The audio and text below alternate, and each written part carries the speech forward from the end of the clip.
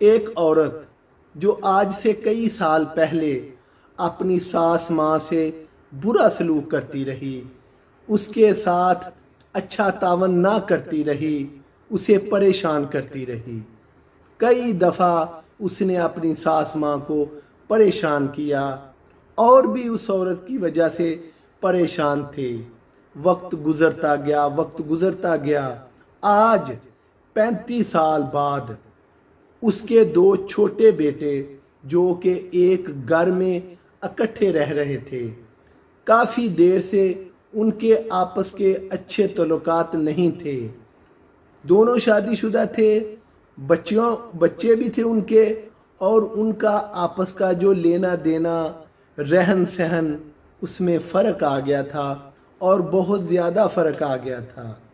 بات یہاں تک آن پہنچی کہ گھر کے بیچ میں دیوار کھڑی کر دی جائے، کیونکہ جب گھر کے بیچ میں دیوار بنا دی جائے گی تو ادھر کے ادھر رہ جائیں گے، دوسری سائیڈ کے دوسری سائیڈ میں رہ جائیں گے، اور آپس میں کوئی کلام نہ ہوگی، کوئی لینا دینا نہ ہوگا۔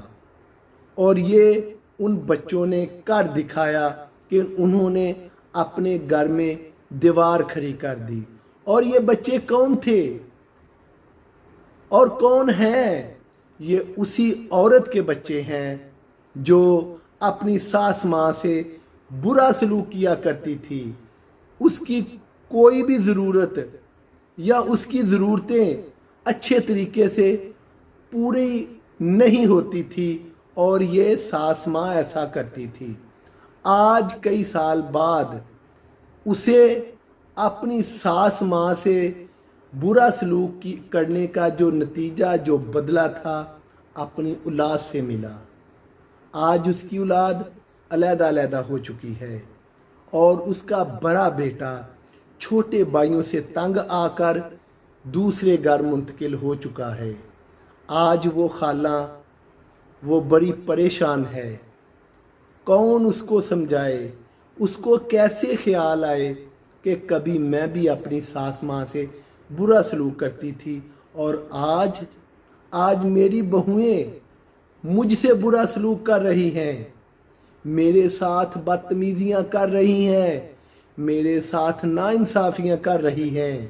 یہ سارے واقعہ سے ہمیں یہ معلوم ہوا، ہمیں یہ سبق ملتا ہے، ہمیں یہ علم حاصل ہوتا ہے کہ جس نے کسی کے ساتھ برا کیا اس کے ساتھ بھی برا ہوگا۔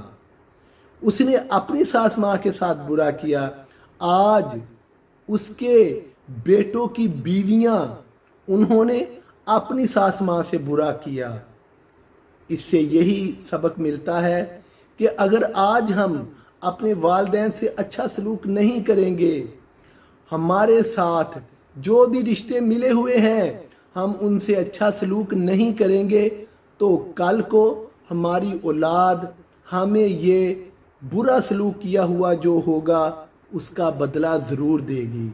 اللہ مجھے اور آپ کو ان باتوں پر عمل کرنے کی توفیق عطا فرمائے۔ آمین ثم آمین یا رب العالمین۔